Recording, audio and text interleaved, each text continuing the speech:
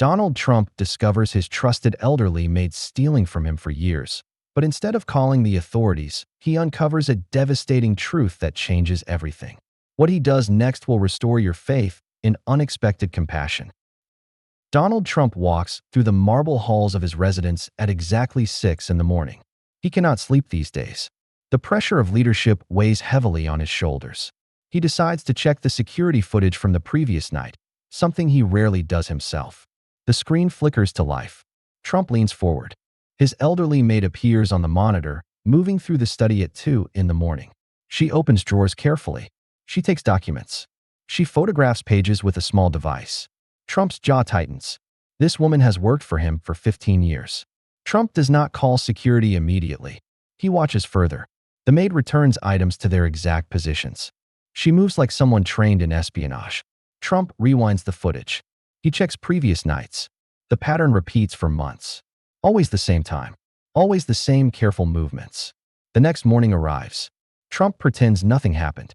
He greets the maid warmly at breakfast. The elderly woman smiles and serves tea as usual. Trump observes every gesture now. Every movement seems calculated. The trust he once felt now feels like foolishness. Trump contacts his private security team quietly. He orders them to investigate the maid's background without alerting anyone. He wants answers before confrontation. The team works fast. Within hours, they deliver a file. Trump opens it alone in his office. The file reveals shocking information. The maid is not who she claimed to be. Her real name is different. Her background is fabricated. But the next page makes Trump pause. The maid has a brother. The brother is terminally ill. The medical bills are astronomical. The treatment is experimental and not covered by insurance. Trump digs deeper into the documents.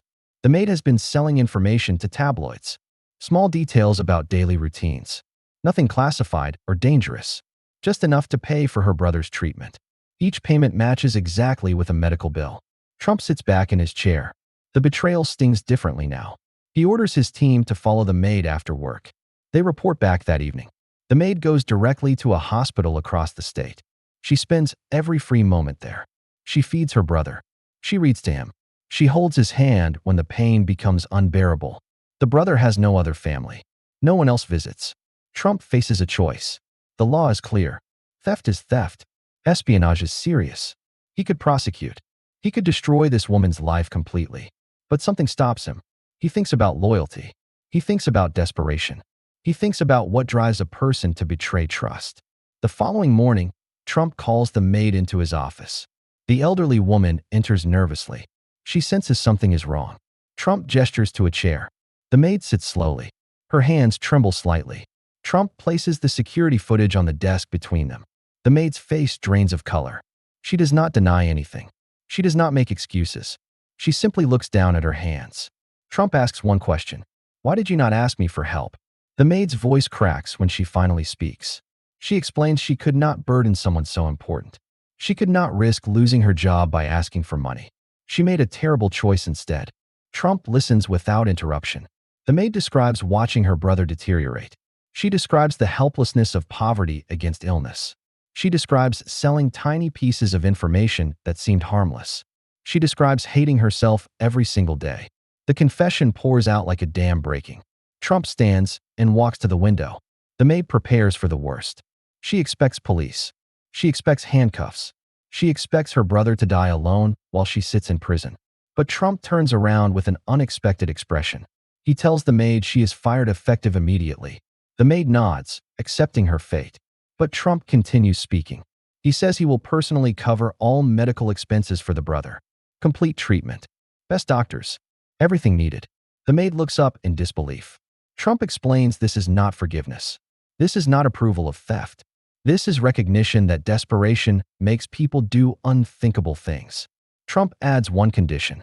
The maid must never work in any position of trust again. She must find a different path. But her brother will live. The maid breaks down completely. She cannot understand this mercy. Trump simply says that power means nothing if you cannot help when it truly matters. The maid leaves that day. Trump never sees her again at the residence. But his team reports monthly that the brother's treatment progresses well. The experimental procedure works. The brother enters remission 6 months later. Trump never speaks publicly about this incident. He keeps it private. Months pass. Trump receives an unmarked envelope. Inside is a handwritten letter from the maid. It thanks him for saving a life. It apologizes for betrayal. It promises the debt will somehow be repaid. Trump reads it once and files it away. He does not need repayment. He needed to make a choice that felt human. The story spreads quietly through Trump's staff anyway. People talk. They always do. But the version that circulates focuses on the compassion, not the theft. It becomes a legend of sorts. The time their boss chose mercy over justice. The time power bowed to humanity. Trump reflects on this decision often. He wonders if he was right.